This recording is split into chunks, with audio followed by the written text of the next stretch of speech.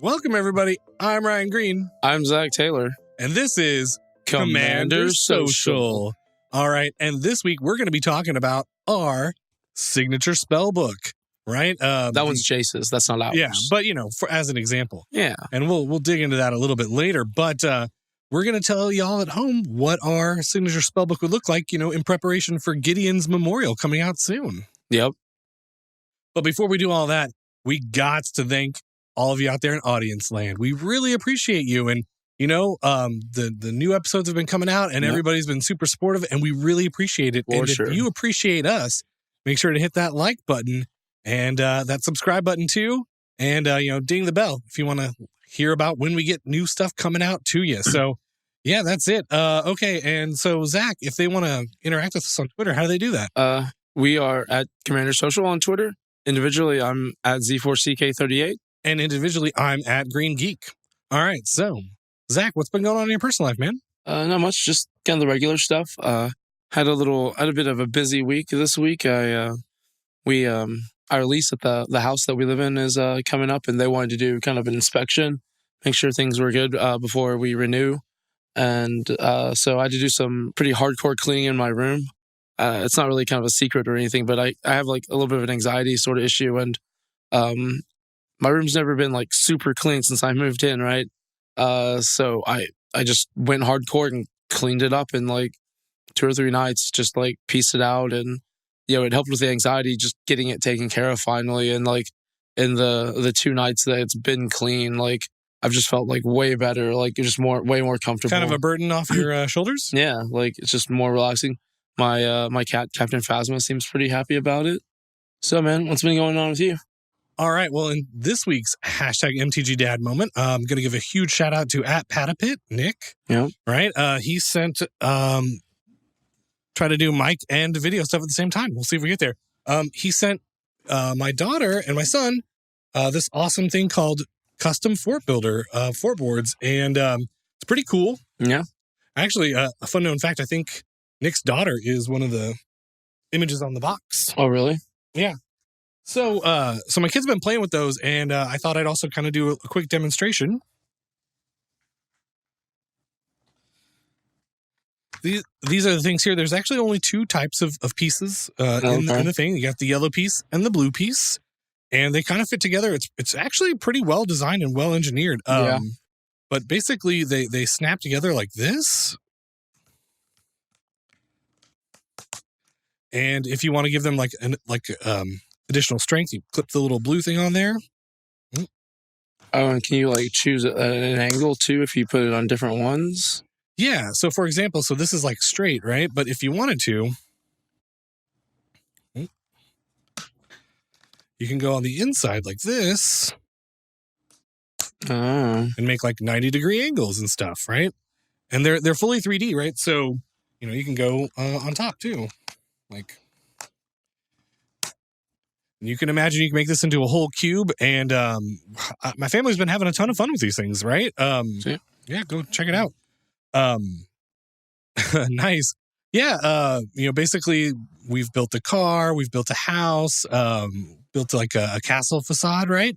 But it's been pretty cool. Veronica has been enjoying, like, there was one night we built a house and she took her little like Minnie Mouse, mini couch, put it in there, and was like watching TV from inside the house, which was really, really cute. Yeah, that's pretty sweet. And my son Mal enjoys tearing it down more than building it. He's still pretty young, but he does like barreling into it and just kind of breaking stuff. So that's a lot of fun too. I want to see that happen. I just want to see him like dive bomb into one. I mean, he does, That's funny. But I think probably the most surprising thing has been my wife, right? Kelly has really been enjoying them. A lot of times what she does is when they go down for a nap, she'll look at some instructions and build a thing so that they have a surprise to wake up to. When they get done with their nap, they're like, oh, cool. It's a new thing. And like Veronica really loved the boat. She enjoyed like pretending to be a pirate in the boat. Like her Octonaut's friend Quasi, right? Yeah. So they've just been a blast. So Nick, I just really wanted to say thank you for sending those. They're super cool. And actually Kelly's thinking she wants to get like a couple more sets, because the more sets you have, like the more things you can build with them. So I don't know. I thought they interesting. were really cute. On the inside, like at each like thing, it says like the angle. So if you want to, a different angle, you can. if you need a cheat sheet, Yeah. which sometimes you do. But yeah, no, they're super cool. So all right, that's that, I suppose. Let's see, what's next. Well, we do every episode. It's time to thank Mike Condon. He's our silent partner, but like I said before, he definitely does as much as we do, even behind the camera or behind the audio, by the microphone, if you will. Mike Condon behind the music. Right. I'd watch that. He definitely he's a sounding board for our ideas. He comes up with his own. It's great to be able to hang out with him and just discuss the stuff. And he definitely brings a unique perspective that is really cool to have. So, Mike, you're a gentleman and a scholar. Thank you. We also got to thank the intern, T.H. Elliott. My boy T.H. We had lunch with him this week. What was it? Was that Thursday that we had the... Oh, the days blend together. Yeah, I it's can't true. tell. Times are constructs. But, he's freshly out of the corner for that Vorinclex sword action a couple of weeks ago. And, he definitely had some good ideas. So, thanks. Oh, and I wanted kind of like an impromptu shout out because, we were talking about the stuff Nick sent in. There's been, a congratulations is in order for Kenji. Oh, yeah. One of the other Seattle crew, right? He's now WotC staff. So, Kenji, congratulations, man. That is so exciting. Like, it is. We are so happy for you. And, we wish you the best. For sure. Living the dream. All right. Okay. So that moves us on into, is it time? Oh, yeah. No, it's this first. Games we played this week. Yep. So this week we decided to kind of impromptu play Oathbreaker. I was coming over to hang out. Well, and we should say Oathbreaker's been getting like a lot of traction. Yeah, it really has. On the internet. DJ made a video about it, Jumbo Commander. Yep. And it was a really good video. I think I've heard the prof talk about it. So, obviously as like community members, like we want to check it out too. Yeah, right? For sure. Like it seems really cool. Like I like the idea of the signature spell or the Oathbreaker spell. Should we break it down real quick? Okay, so Oathbreaker is a 20 life format, not 40. Yep. It is singleton, just like Commander, but it's 60 card decks. And instead of a legendary creature, you have a Planeswalker as your Oathbreaker. Right. And then they have a signature spell, right? Which will be an instant or sorcery. And you can only cast the instant or sorcery if your Oathbreaker is in play. Yeah, I read online this week on one of their tweets, like they've actually been working on this format for like the past 2 years, just testing it and trying to like make sure like it was how they wanted. And I think that's real cool. I believe it. I mean, it's actually really fun. It is. And I guess was there one other rule piece? Yeah, there's Commander tax or Oathbreaker tax, just like in Commander. Mm-hmm. It costs 2 more to cast your Planeswalker if they've been killed or sent back to the command zone. Same thing for your signature spell. Mm-hmm. So yeah, that's the format in a nutshell. Hey, I don't know if you knew, but did you know that plane cards are in the command zone too? You know what? If you are a fan of the Commander rules section that we do, I did know that. Me too. Yeah. Okay. Yeah. So let's talk about the decks we built. I actually have mine here. I thought I'd, do by showing or show by doing. How does that work? I don't know. We're video now, so we should use it. Yeah. Let's show things. So the deck I built. Oh, also we should point out edhrec.com actually has oathbreaker.edhrec.com, and you can go there and check out like lists of Oathbreaker decks, and I certainly did. Now, the deck I put together is definitely janky. It's a found deck. It's just like I went through piles of cards and was like, oh, this is what I'm gonna make. Yep. But I did make Ashiok, Dream Render, and Exhume for my signature spell. That's the deck I made. It's pretty sweet. I made Ryan and Zack with crop rotation. Something else I want to mention too is Architect lets you build Oathbreaker decks on that site now. So that's pretty sweet. But yeah, I built Ryan and Zack. It was pretty good. We had some fun games. I'm just having this image in my head of like it's like Ren and Stimpy. Yeah, that's what I keep thinking of too. 6, you idiot. Yeah, I remember watching that show as a kid. Oh man, it's log. It's big, it's heavy, it's wood. So Zach and I played a couple games of Oathbreaker, and I don't know. It was actually really fun. Yeah, it was a lot of fun. We just played 1-on-1. We didn't. I think it's meant to be played multiplayer, but we don't we're kind of initially testing it before we get the rest of our play group to do it. But we have sent out the initial emails, and the intern TH is working on a deck, I think. Is he? So yeah. Who's he going to have as his Oathbreaker? Does he know yet? I don't think he knows yet. Okay. He wants to do degenerate stuff though. Yeah, I mean, as he does. Yeah, no, I mean, I assume it's definitely going to have some swords in it. Swords.deck. Yep. So let's talk about the games we played. Yep. The first one was pretty good. I mean, first off, Ashiok is just ridiculous against a. So my deck does a lot of ramping, and Ashiok doesn't let you search your deck. So that kind of rendered that. The funny part is when I was building, I was like, oh, it's so cool because when you minus Ashiok, you remove everybody else's graveyard, but you keep yours intact, and so then Exhume is free, right? It's like. Oh, I'm the only one that gets to return a creature, which is awesome, right? And I forgot completely that Ashiok says your opponents can't search their library. Yeah. And I was like, man, that is really rough. Yeah, it was. The first game, Ryan got, Sire of Stagnation, and what's the Black Praetor's name? Shieldred, the Whispering One. Yep, and I was pretty sure he was going to win, and then I managed to ramp pretty hard. I had 2 mana dorks, and I cast Ulamog the Ceaseless Hunger, which I'm okay with that particular Eldrazi because there's no Annihilator. And so it's, exile 2 permanents. I'm like, oh, guess what? Get out Black Praetor and Sour Stagnation. And then I thought you were going to mill me out. You had me close. I had less than 10 cards, I think. Oh, yeah. I was going to Glimpse the Unthinkable and then Yawgmoth's Will and Glimpse the Unthinkable.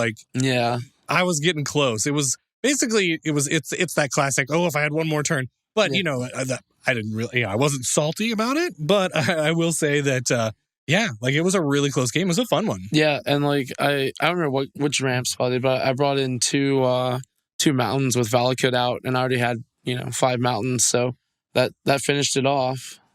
So what about that second game, Ryan? All right, well, the second game, I just ground you down to dust with these same 2 cards, Sire of Stagnation and Shieldred the Whispering One. Basically, your hand was pretty low. Yeah. And I kept Ashiok in play, and I wasn't really even attacking. I mean, there was a couple of times I could, but I was like, oh, you're playing red. You might have haste. I don't know. And so basically it was just okay, sack this creature, sack that creature. And eventually you had to sacrifice the, what's the guy that removes all the stuff from the graveyard? I don't know. Oh, it's the Ooze. Oh, Scavenging Ooze. Yeah, that's Scavenging right. Ooze. Yeah, I got it real big because I was trying to exile your creatures. But yeah, it was a very grindy game, but I did come out on top, and I don't know, it was really fun. And for a deck that I just put together out of scraps I had laying around, I was actually surprised at how fun it was, and I was like, man, I think I could tune this a lot. And I think the plan is for each of us to have an Oathbreaker deck available with us at MF Las Vegas, right? Yep. We want to bring one so that if any of you folks out there in audience land want to come challenge us and break some oaths, we're down. Word. Yeah, I think are you going to do anything to yours? Are you going to tune it up any? Oh, definitely. Yeah. Oh, yeah. I think I'm going to pivot to Lord Windgrace. I think I need black for the removal and some of the other stuff. I mean, I will say I do have Doom Whisper in this deck. Doom. and Mesmeric Orb. So, there's a lot. Oh, Intuition is cool. Yeah, it is. And a new favorite of mine, Narset's Reversal. Kicking it in the Ashiok deck. What was the thing that in your graveyard it gives everything flying? Oh, Wonder. Yeah, that's an old card. Yeah, that card seems pretty sweet. Brandon had a few of them, and he's like, "Hey, man, you can have one." And I was like, "Sweet." I wonder how he gave it to you. That fell flat. That fell totally flat. That's all right. You miss all the swings you don't take. So yeah, I guess that's Oathbreaker, right? Yep. So I guess let's wait a minute. Oh. Put the cards away. All right. Okay. So now it's time for a segment we like to call Commander Rules. All right. So on Commander Rules, we randomly generate one of the index into the comprehensive rules, and I read it out loud, and Zach, we discuss it, right? Yep. That's the plan. So we're educating all of you at home about the comprehensive rules and learning just how deep they can be. Okay. Right, so is this week's going to be relevant? I mean, I did say random. Okay, so the rule today is 709.2, and I'm going to read 709.1 because that's like always like the top level one. So 709.1 is flip cards have two-part card frames on a single card. The text that appears right side up on the card defines the card's normal characteristics. Additional alternative characteristics appear upside down on the card. The back of a flip card is the normal magic card back. So these are the ones from the Kamigawa block that like yeah. rotate 180. Okay, so 709.2 says, in every zone other than the battlefield, and also on the battlefield before the permanent flips, a flip card only has the normal characteristics of the card. Once a permanent is flipped, its normal name, text box, type line, power, and toughness don't apply, and the alternative versions of those characteristics apply instead. So what do you think about that? Seems interesting. I've literally only played with like one of those cards, and it was that green one that I was playing with when we were playing Oathbreaker. Was it Budoka Gardener? Something like that. Yeah. All right. Okay. So I'm going to read the example here. Probably because we have such an awesome person editing the videos and stuff, you'll see this on screen. Yep. The card is called Aki Lava Runner. Okay. Okay. And it is a non-legendary creature that flips into a legendary creature named Tok Tok, Volcano Born. Okay. Okay. And an effect that says search your library for a legendary card cannot find the flip card, right? Because it's in a zone other than in play, so it only has the characteristics of the top half of the card. So it also can't be your commander, correct? That is correct. All right. An effect that says legendary creatures get +2/+2 doesn't affect Aki Lava Runner, but it does affect Tok Tok. So there you have it. Basically, when it flips over, it's got the bottom half of the stats. So I don't know. Interesting. Listeners out there, do you play with many of these? I think they aren't often seen at the commander tables, but some of them are pretty decent. I mean, does that one, like when you flip it, does it play that Kesha song? Tick tock, don't stop, 'cause I'm running on lava. Oh. Like that one? Yeah, I'm pretty sure. I don't have the words by heart, but I think so. All I know is usually those cards, like, there's more than like 5 lines of text, so I'm just like, that's nice. Counter. So good. Okay, so there you have it. That was Commander Rules. All right, so before we get into our spellbooky topic, We've got a little bit of news. By the time you hear this, it's probably because, we record stuff in advance, but we thought it was worth talking about. Zach, hit him with some knowledge. So, people will probably know, maybe know, sort of heard that Arena has a new game director. His name is Jay Parker, and he was on MTG Weekly this week with Blake, and we'll have the link to that in the show notes. They talk about a variety of things, but something that stood out was that, people are asking, well, what's going to happen at rotation? What's going to happen at rotation? I was definitely very curious about that. Yeah, I was too, because we had talked about it. And, last rotation, those cards just went away. And I had assumed that was what was going to happen. And Ryan was like, no, I don't know. This was going to happen this time. And I was like, I never thought about that. And it turns out that... because people have invested money now, right? Yeah. Like it's, you've put money into the system and like it would feel really bad if you'd like completed complete play sets of stuff and just had it go away. That's a feel bad. Yeah, definitely. And so what they're going to do is there's going to be a new format on Arena after standard rotation, which is going to happen this fall when the set with the codename Archery is released, right? Like, I feel like this is going to be... what's her name? Vivian Reed? Is she the one with the bow and arrow? Yeah, absolutely. It's going to be focused on her. Oh, maybe. I don't know. Well, it's going to be a fall set, so it's going to be an expert level set. It's going to be a full draft experience, right? I mean, every set's a full draft experience now. I mean, yeah, you're not wrong. You're not wrong.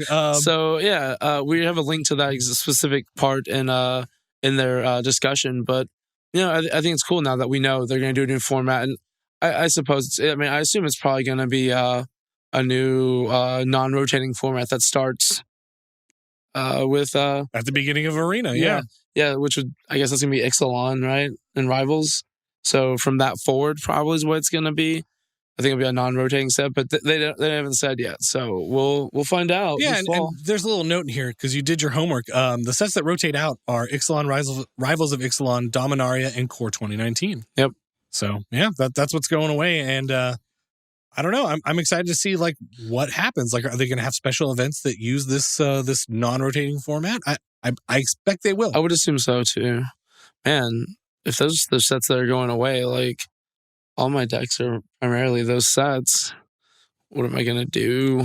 Womp womp. Just play more Arena, I guess, because it's really fun. Grind out some. I ever grind out a bunch of cards by then. Well, I mean, I'll tell you what. I mean, I've been playing a ton of War of the Spark, right? Like that's been my favorite. So, that won't rotate, and I'll still have all those cards, and we expect to still have like all kinds of fun Planeswalkers in Standard. And I mean, I'll tell you, mostly I draft on Arena anyway, so I don't think this like horribly impacts me. But I don't know. I would like to see. Just kind of like a really side topic here. I would like to see the introduction of older sets onto Arena.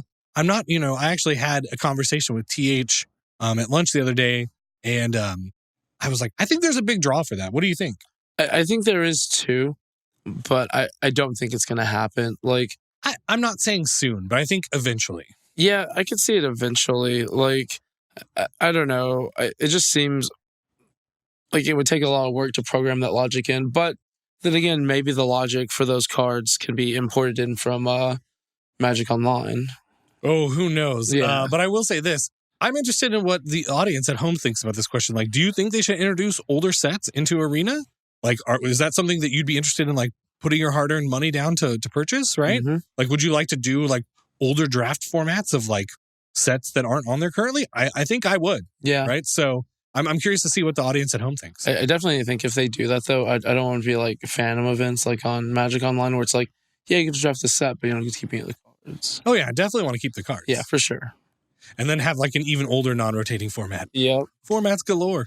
But, you got to be careful because you don't want to fragment your player base. You want to make sure that games happen quickly and that there's enough people that are playing. So, I'm with the amazing job that the team has done with Arena so far, I'm not concerned. I think they're going to think things through. They're going to do it right. And I have a lot of faith. So same. All right. So you ready to talk about your personal spellbook? I'm ready. What about you? Oh, yeah. I gotta get my spellbook on. So we should probably talk about what these are real quick, right? So if you look on the back here, you can see that it's 8 cards and one of them is a foil, right? So it's like, isn't it 9 cards? So it's eight different cards, and then the foil is one of those 8. Yeah, that sounds right. Yeah. You also receive one random bonus version of one of these cards in gorgeous premium foil, as the wording on the back says. Word. So this was the Jace one, obviously. I definitely bought this because Jace is a baller. Yep. And so I just wanted to like open it up and show people like, what it looks like on the inside. The mind can be your greatest weapon or your greatest weakness, says Jace. So it came with like one little card pack here. And I've already opened this, but because I've used some of the cards. Yeah. But we can just like kind of see like, ooh, look at that. Jace Berlin, that was my foil. That's pretty sweet. And see, it came with both versions. So yeah.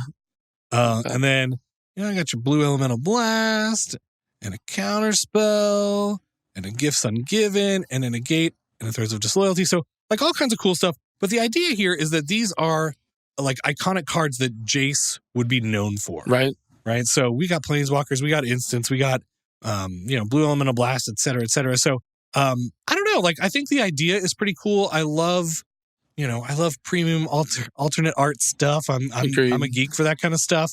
I think the product itself is really cool. And, with the upcoming Gideon's Memorial, we gotta celebrate our man Gids, RIP. But we thought it'd be interesting to like tell you what we think our signature spellbooks would look like. Yeah. Right. And I think the spellbooks are cool because they're replacing the From the Vault series stuff, I believe. And I don't know, like the art seems real cool on these, and the foiling seems way better. Mm-hmm. I'll tell you, I really wanted it to be Chandra. I was like, I was hoping it was gonna be Chandra this year, but instead we're gonna get I guess the core 2020 set's gonna be focused around my girl Chandra. So it's pretty sweet. Super excited about that, and maybe we'll talk about that a little bit later. But so Zach, let's dig into this. Let's let the people at home know what makes Zach. Like, if you had signature spells, what would they be? Like, obviously this is secret list style as we do here on Commander Social. And so I'm going first? Yeah, sure. Sounds right. All right. I'm not going to look at your phone. Okay. The shields are up. I'm trying to unlock it. All right. My first card is Time Warp. Time Warp. All right, good one. Do we Good have any crossover? No, not yet. I don't think we are, but I expect there's going to be one. Maybe. I think there might be one. Maybe. So Time Warp is 3 blue for a sorcery that says take an extra turn after this one, right? Yep. And I don't know. I've loved that card since Tempest when it came out. I'm just like, this is sweet. And yeah, I like taking extra turns. Oh, extra turns are the best. Right? Oh, man. Okay, so that was number 1 on Zach's list, yeah? Actually, that's number 8. Number 8. Oh, okay. Yeah, I guess I don't really have like a particular order. I don't really either, but like that one's definitely not like my favorite one. Okay. I definitely have a number 1, but the other ones are kind of like, Okay, you know what? We'll do that too. Like I'll kind of go in this semi order. I won't say they're like from least to best, but okay. So the first card in Ryan's signature spellbook is a little card known as Ghostly Prison. It's pretty good. 2 and a white for an enchantment. It says creatures can't attack you unless their controller pays 2 for each creature he or she controls that's attacking you. And the reason this is a signature spell for Ryan is that, I live in Dirtletown, right? Population me, and the Ghostly Prison helps me get to Dirtletown, right? Yeah, I mean, so is Grand Arbiter Augustin the Fourth. Sure. Because you play stacks. I know. Oh, the shade. I don't know that I even currently have a deck with Grand Arbiter in it. I saw it earlier. Maybe in Brago? Is it in there? It might be. It was in your Sin Triplets deck. Oh, well, okay, yeah. Sin Triplets is, that deck's going to get hated on, so you really kind of have to break out the big guns. I mean, honestly, like I looked at that deck, it didn't seem that bad. Yeah, it doesn't seem that bad to me either, but people like their cards in their hand and they don't like giving them up, so I get it. Yeah. But yeah, so basically, on my list, every card is kind of representative of a theme about me, right? So Ghostly Prison is like shields up, Dirtletown enabled, like kind of get your defenses going, right? So that's like there are lots of other cards I play in here: Propaganda, Collective Restraint, et cetera, stuff like that. Sphere of Safety. Just naming cards I have to put Norn's off. Annex. Oh gosh, that's right. I'll be better. I promise. That's fine. But yeah. So yeah, like I said, it's like each thing on my list is like indicative of a theme. Sure, mine too. What's next on your list? Next on my list is a card that I have found to be a fan favorite when I play it at the table. It's Blind Obedience. Did you say fan favorite? Yeah, everyone seems to love it when I play. They're just all like, yes, thank you for playing that card, Zach. Zach, you live in a delusional world, and that is not the way people feel. It's certainly not the way I feel. I mean, I love this card. It's 1 and a white. It's an enchantment that has Extort, which says whenever you cast a spell, you may pay a hybrid white-black. If you do, each opponent loses 1 life, and you gain that much life. So, for 1 mana, I can gain 3 life. Yep. And it also says artifacts and creatures your opponents control enter the battlefield tapped. Here's the thing. It doesn't even need Extort on it. It would be good without Extort. Agreed. Man, add on Extort. This card is, it is Zach. It's definitely Zach. Yeah. I mean, I don't always do the Extort. I'm going to say it's because I'm nice, but it's mostly because I forget. Or because you need the mana for something else. Yeah, that's usually true too. I don't always Extort, but when I do, I drain your life. Zach is the most interesting enchantment player. Enchantments are my favorite. What about you? What's your next one? All right, so next up on the list is a card called Pyromancer's Goggles. It's a 5 mana artifact. It's legendary. It says tap, add red mana to your mana pool.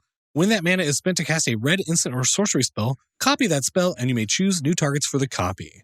Right? So I do love copying spells. This is one of the best ways to do it. It only copies red stuff, but I don't know. I really like this card.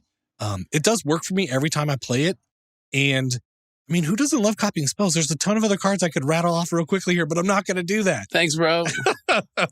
Yeah. So like, what do you think? Does that describe Ryan to a T? I feel like so. It does. Like, and all there are several red cards that like let you copy stuff, right? And I just thought about realized that in my head. I was like, most of those cards are red. It's pretty sweet. I mean, what's better than having 1 spell? Having 2. 2 or more. Yep. All right. So that was my number, whatever it was. What's your next card? My next card is Brea Ethereum Shaper. All right. Brea costs a white, a blue, a black, and a red. So everything but green. So woo, burr. Um, You got me with that one. I was not expecting that. Brea's legendary artifact creature human. She's a 4/4. It says, when Brea Ethereum Shaper enters the battlefield, create 2 1/1 blue Thopter artifact creature tokens with flying. Then you can pay 2, sacrifice 2 artifacts, and choose 1. Brea deals 3 damage to the target player. Target creature gets -4/-1 until end of turn. You gain 5 life. I played the Brea deck in one of our league seasons.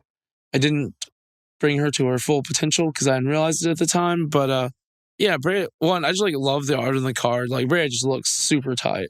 Actually, this is a moment where we should give a shout out to Olivia, right? Go Bear Oh, Hicks, yeah. right? She does cosplay as Brea, and it's awesome. It's fantastic. Yeah. Even down to like the contacts in the eyes. So, Olivia, when I see that card, I think of you. So you are definitely killing it. All right. Yeah. Yeah. I just love it because it's like so much combo potential with this card. Just this card in Nim Death Mantle is just like, what's up? Yeah, that's pretty sweet. Yeah, it is. Like, I don't have a Brea deck because I know if I did, it would just get hated on. So, but, maybe one day.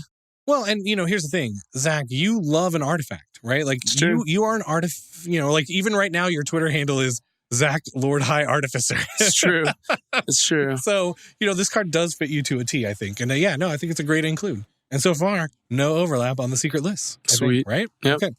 So the next card on my list is Electro D, the Electro Dominance. Yeah, I knew that was You knew it was coming. going to be on my list. You knew it.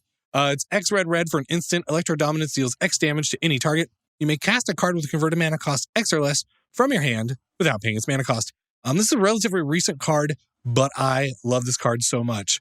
Electro Dominance, heart. And I get to allow you to cast it because it only has 4 lines of text, right? So, Oh yeah, there you go. Exactly. Yeah. So here's the thing I love about this. Okay, it's burn spells are not super great in Commander, but they do serve a function, and this one in particular lets you do things at times you're not supposed to. right. Right? You can Electro Dominance at instant speed to lay something, and then in response to somebody's board wipe.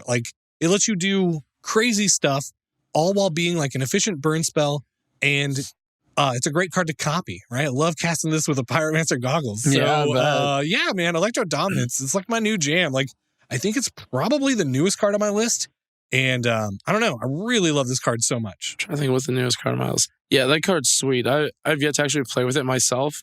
I had a copy and then I lost it. Then I just found it. So I'm going to put that in something. So my next card is a Planeswalker. Is it Tezzeret? It is, but which one do you think it is? Agent of Bolas. It is, actually. It's because it's your phone's saver. Oh, yeah, that's true. And didn't I literally say, this is my favorite Tezzeret the other day when I was playing it? I mean, I pay attention when you talk to me. I do. I mean, me too. So Tezzeret Agent of Bolas is 2, a blue and a black. For a Planeswalker Tezzeret, comes in with 3 loyalty. The +1 says, look at the top 5 cards in your library. You may reveal an artifact card from among them and put it into your hand. Put the rest in the bottom of your library in any order. Man, I can't believe I whiffed twice in a row with that thing the other day. Tezzeret's -1 is target artifact becomes a 5/5 artifact creature, because we know Tezzeret loves those 5/5s. And the 5 by 5. the -4 is target player loses X life and you gain X life, where X is twice the number of artifacts you control.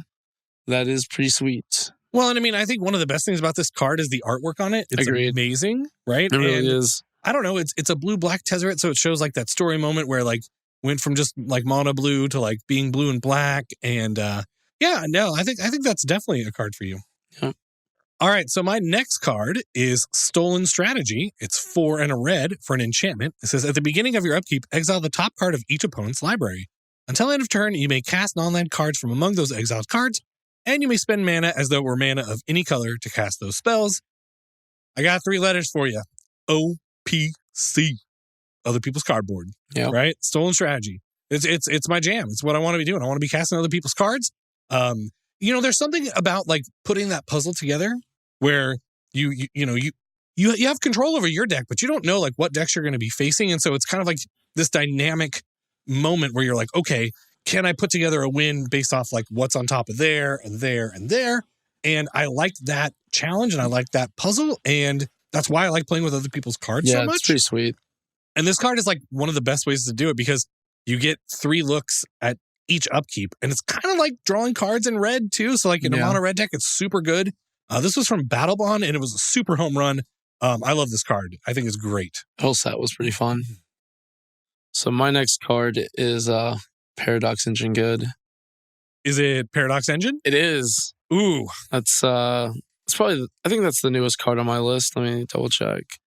Yeah, that's the newest card on my list. But for those of you who don't know, Paradox Engine is a 5-cost legendary artifact that says whenever you cast a spell, untap all non-land permanents you control. I do like untapping stuff. It is a way to get infinite mana, and I do love infinite mana. Yeah, I mean this card is bonkers. It's like the pinnacle of craziness, and yeah, it kind of goes, oops, I went infinite. Like that happens. Right. But also it's just a really sweet card, and listeners, you're paying attention here. You're seeing that Zach loves the artifacts, right? Like we're seeing that, and that card goes so great with mana rocks and other stuff. Yeah, Paradox Engine is a sweet card. One that I am very sad I've never played with.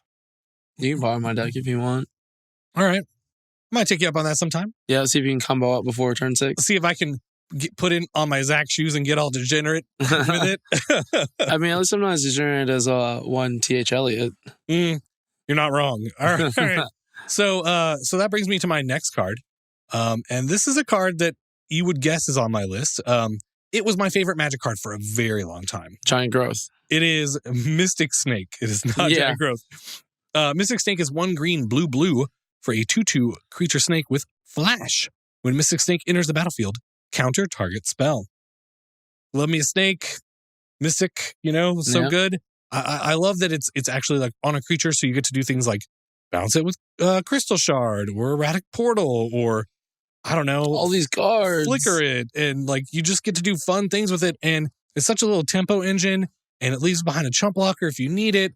Mystic Snake was just like when it originally came out, and I think it was Apocalypse that it was in the first time. I loved it. I fell in love with it instantly. And to this day, if my deck has green and blue with it, green and blue in it, Snake getting in there. Right? For sure. And like they have was it Frilled Mystic? Is that what the card is? Yep. The other one that does it? Man, the other day Brandon was playing his Vanifar deck. We were testing it out. He was playing it for the first time. And he Mystic Snaked me and I was like, dang. And I was like, well, at least Mystic Snake's out of the way. And I'm like, something. Frilled Mystic. I was like, you got double Mystic? I did. I was like, oh, jeez. That is rough stuff. Oh, I don't know, man. It is. All right, so what's next on your list? All right. It is a land. Ooh, can I guess? Sure. Is it Cabal Coffers? No. Oh, okay. Ooh, all right. Okay, you know what? I have no other guesses. It is Inkmoth Nexus. Oh, okay, yeah. That makes sense. Oh, well, then the thing is, like, it's not because Inkmoth has well, that's part of it. But, like, I like manlands, right? Like, I like Creeping Tar Pit. I like Mutavault. I like even way back in the day, Mistress Factory. Yeah. Yeah. Like, I don't have one of those, but I should get one. They were reprinted. There's, like, some pretty cheap ones. Oh, yeah? Yeah. Like sub $20? I think so. Really? I've got a phone. Hold on. Okay, I'm going to read Inkmoth while you look that up. Do it. So, Inkmoth Nexus is a land. You can tap it for 1 colorless mana, or you can pay 1. It says Inkmoth Nexus becomes a 1/1 Blinkmoth artifact creature with flying and effect until end of turn. It's still a land. Yeah, this card's sweet. I mean, it technically costs 2 mana, right? Because you're tapping another land to turn it into the 1/1. But it has flying, which is evasion, and that's pretty sweet. And it has infect. Yeah, no, and if you got proliferate going on, you can definitely do that. I'm definitely looking forward to attaching Waking Vitugazi there. Yeah, I was gonna say, and if you want to hear Zach talk about an infect deck with Inkmoth Nexus in in depth, he was on an episode of the Commander's Brew. Yep. So go check that out. We'll put a link in the show notes. Yeah. Word. So Zach, what if I told you that in Eternal Masters, Mistress Factory was an uncommon? What? And it was also an uncommon in Masters 25. Copies can be had for as little as 43 cents currently. Ooh, I'm gonna have to get on eBay on my phone later and get a foil one. Well, there's a judge foil one here. Oh, how much is that one? Pretty expensive. Like $45. Okay, not that bad. I don't want it that bad. Sweet. All right. Yeah. Okay. So, that brings us to my next card. Yep, number 7. Whatever number we're on. I have stopped keeping track, and that is okay. Yep. Okay. So this next one is my current favorite Magic card. You know what that is? I would have thought it would have been Electro Dominance. Electro Dominance is totally sweet. Like, Is it Urza? no, it is Snappy. The Oh, old Snapcaster. That's Mage. right. I forgot. This is the one that I thought we would have an overlap on, and I don't know if we do. No, I actually didn't even consider that one for some reason. I should have, because you know how much I love. I know, right? Like, I love that card. All right. Well, so for you folks at home, Snapcaster Mage is 1 in a blue for a 2/1 human wizard with flash. And when Snapcaster Mage enters the battlefield, target instant or sorcery card in your graveyard gains flashback until end of turn. The flashback cost is equal to its mana cost. I love Snappy. It plays kind of like Mystic Snake if you have a counterspell in the yard, Right. but it can do so much more, right? You can flash in and Swords of Plowshares. I mean, you could flash in an Electro Dominance, right? You can Snapcaster Electro Dominance if you wanted to. I mean, I'm just saying, like, the card's super versatile. It is. And it's so fun, and it's having it in your hand feels like that. It's that nice warm blanket feeling that we talk about sometimes. You're just like, oh, I have Snappy, and like I can do a thing at instant speed, and then I can chomp block with him. Like, I don't know. This card is sweet. I love it. It's my current favorite Magic card. And I definitely look to run it whenever I can. If my deck has a high concentration of instants and sorceries, yeah, you're probably going to find Snapcaster in there. Yeah, like that definitely. Like, I mean, I love Snapcaster. Don't get me wrong, but it feels more like a U card because of the flash. I know you love to use some flash. I do love me some flash. All right, so my card is a card near and dear to my heart, Urtai Wizard Adept. That makes sense, yep. So Urtai is 2 in a blue. For a summon legend 1/1, Urtai Wizard Adept counts as a wizard. And for 2 blue, you can tap him, counter target spell, play this ability as an interrupt. What's an interrupt? An instant. Well, hold on. I'm going to let you finish. That's an interrupt, right? yeah, that's pretty good. Kanye Wested me here.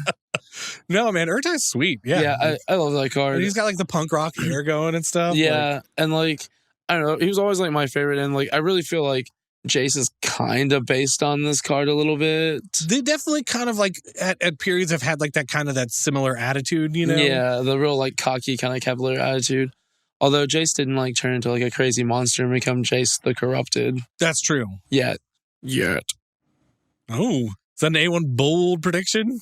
No, there's the poster boy for Magic is never going to be like, oh, I'm some sort of crazy monster now. Well, but then you could have the journey to redemption and like you could go deep on the story. That's true. Sweet. Of course, then again, there's time travel in Magic, so who knows? I'd do it. I'd do it. Okay, yeah, I'd laugh. So here's the thing: for my next one, it's actually 2, right? What? And here's the thing: it's my spellbook. I get to do what I want. It's true, right? And so, oh, I know what this is gonna be.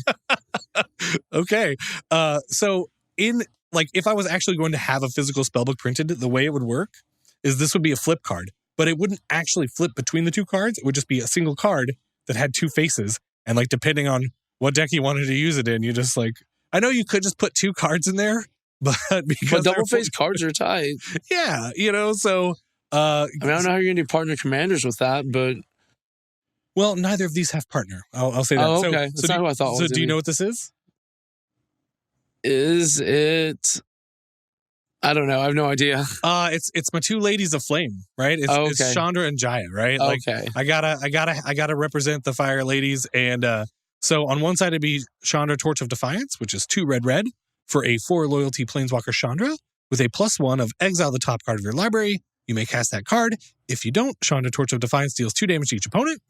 Also +1, add red to your mana pool. Sweet. -3, Chandra Torch of Defiance deals 4 damage to target creature. And -7, you get an emblem with, whenever you cast a spell, this emblem deals 5 damage to target creature or player. I had to pick, the awesome Chandra, the 4 ability Chandra, right? Like, yeah, she's the one. I mean, honestly, Chandra Flamecaller's probably better in Commander, but I don't know. Chandra Torch of Defiance is pretty good. I have it in a couple of decks, and it's a good card. So, which Jaya did you pick?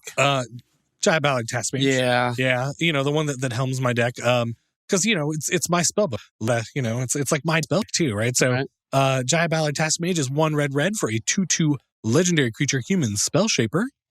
She has red tap, discard a card, destroy target blue permanent. Always good. Yeah. 1 red tap, discard a card. Giant Ballard Task Mage deals 3 damage to target creature or player. A creature dealt damage this way can't be regenerated this turn. And 5 red tap, discard a card. Giant Ballard deals 6 damage to each creature and each player. Right? So it's like Blue Elemental Blast, Incinerate, and Inferno. Right? Like those are the mana costs of those spells. I know what she does. You've definitely handed me my butt several times with that deck. Yeah. So, I definitely had to have these on my list. Yeah, for sure. And they pair together so nicely that I was like, putting them both on the same card would be pretty sweet. You just have to make sure you play with sleeves that have really opaque backs. Mm-hmm. All right. So that was my second to last one. So this will be my last one. Okay. All right. This one's definitely my favorite spell in Magic. I already know what it is, but I'll let you. Okay. I'm sure the listeners at home know too, but maybe they don't. It'll be a surprise. I mean, they should. Cyclonic Rift. Survey says Cyclonic Rift. Yep. Yes, it is. 100% of the time, Cyclonic Rift is in Zach's deck if it has blue. Right? Which, I mean, honestly, that's most of my decks. I'm trying to think of any that don't have blue. Oh, man. So back in the day when I had like 17 decks or something, before I have as many as I have now, I was like, oh, man, all but 3 of them have blue. The ratio was 14 out of 17 decks had blue. So I have 10-ish decks now, and I think the only ones that don't have it is, the Lord Windgrace Oathbreaker deck I'm working on, and that Edgar Markov Vampire deck. These are literally the only 2 non-blue decks I have, I think. Checks out. Yeah. Turns out your boy ZT likes the blue cards. Likes blue. Artifacts in blue. And they work so well together. Indeed they do. So, Cyclonic Rift, in case you don't know what it does, is 1 in a blue. So, for an instant, says return target non-land permanent you don't control to its owner's hand, which in of itself is fun. Yeah. Until you never cast it that way, but no, you could. I have before. It's not very often. It's usually when I'm starved for mana or early in the game when something crazy happens. 3% of the time. Yep. Probably less than that. So the overload cost is 6 in a blue. You may cast a spell for its overload cost. If you do, change its text by replacing all instances of target with each. Yeah, so basically everybody else's non-lands, get out. Yep. Yep. I think it's interesting the flavor text is these that specialize in unnatural disaster. I think that's a cool quote, but it's a mono blue card. I don't know. Is it? Well, it's got overload. That was the mechanic for is it, right? So that makes sense. Is it? It is. Okay. So yeah, I like this card. I know people are kind of real. You're either in the I love it or hate it camp. I feel like I love to hate it. Yeah, I mean, No, I think it's a fine card. Yeah, it's good, and I don't know. I don't play it I'm not 7 mana Cyclonic Rift. I try to be more strategic. You just use some strategery when using it. And I will say, if I'm looking over an opponent and they're like, whoa, 7, okay, and I can kind of sniff it out. And sometimes I won't commit to the board because I expect it'll happen. But yeah. I don't know.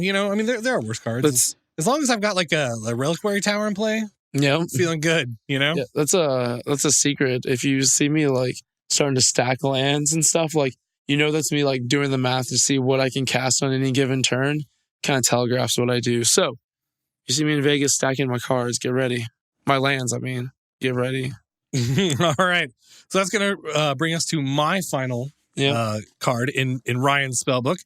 And again, it's a dual face card. I picked 2. Because it's my spellbook. I do what I want. Is it Delver of Secrets? No, but the cards are very thematically related. And I will say this. Earlier when I was talking to my wife about what we were going to do for the show this week, she was like, oh, you definitely have to put this card on your list. And I was like, oh, yeah, you're right. It's Vidalcan Orrery. Oh, yeah. So what's the other side? I'll get there after I read Vidalcan Orrery. So Vidalcan Orrery is a 4-mana artifact that says you may cast non-land cards as though they had flash. Vidalcan Orrery, the Flash Maker. Right? I mean, yeah, this card's amazing. It's so good. The other side of the card, once again, I'd have like this dual face card. It's also a flash maker. It's Alchemist Refuge. It's a land. Oh, yeah. It can tap to add one to your mana pool or blue-green tap. You may cast non-land cards this turn as though they had flash. So, yeah, that's what I want to do in Magic. I want to cast things at instant speed. Alchemist Refuge is kind of pricey now, too. Is it? Yeah, like I want to say it's like 5-ish. Ugh. I mean, it's not super expensive, but I'm not like, 5 in my cart, please. I definitely bought 12 of them at 50 cents. Oh, man. So jealous. And it's like, how many blue-green decks are you really going to have? A lot. A lot. Yeah, Yeah. a lot. Yeah, like I just bought one for my, the Infect deck. And yeah, it was pretty expensive. So, that is... that's our spellbooks, Yep. right? Like, that's get a marker. Put a signature on it. That's our signature spellbooks. Right? Like, I don't know. What do you think? Did mine like describe me as a player? You feel Absolutely, totally. There's not a card on there that I disagreed with in any fashion. Same for your list, man. Same. So, like, if you, what we want to know what your signature spellbook would look like. Absolutely. Please tweet at us. Like, Yeah. put your comments in the video below. Like, we would love to know what your 8-card signature spellbook would look like. For sure. So, that brings us to a new segment that this is the second time we've done it, I think. Yep. And that segment is called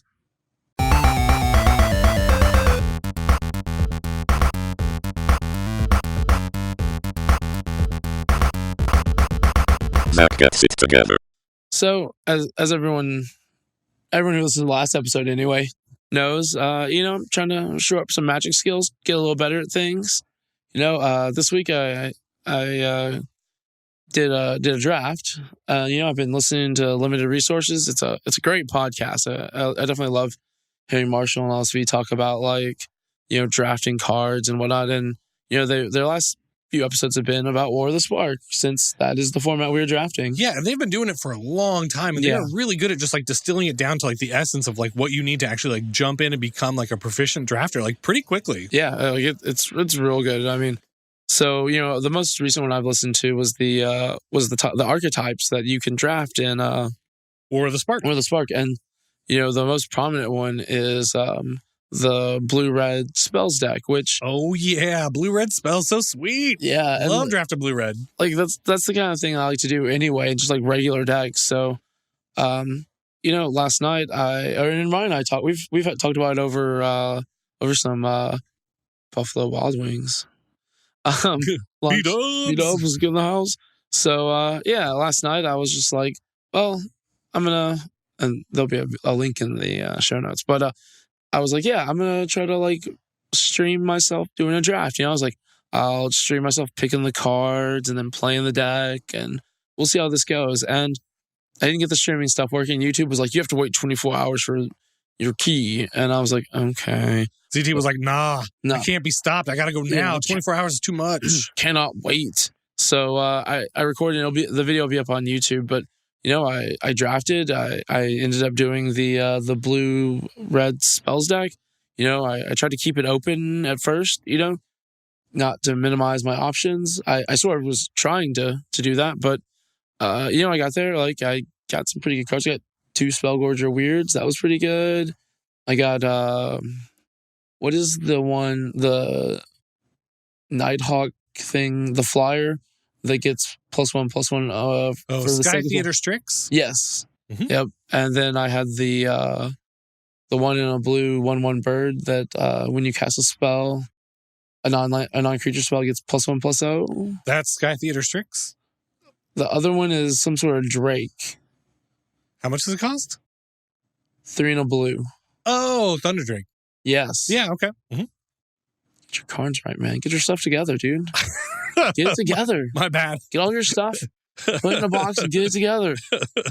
No. Aren't you the one getting it together? I mean, that doesn't mean you can't too.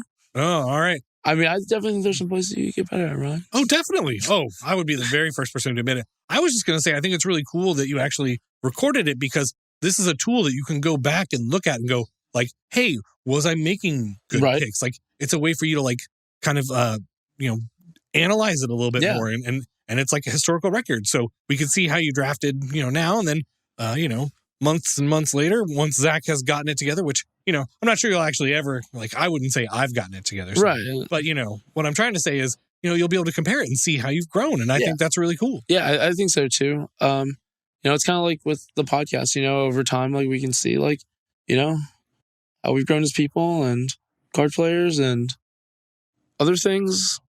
Maybe I'll get taller. You think I'll get taller? I think I'm actually pretty sure that's why most people podcast, because you do get taller. Yeah. It's a little known fact.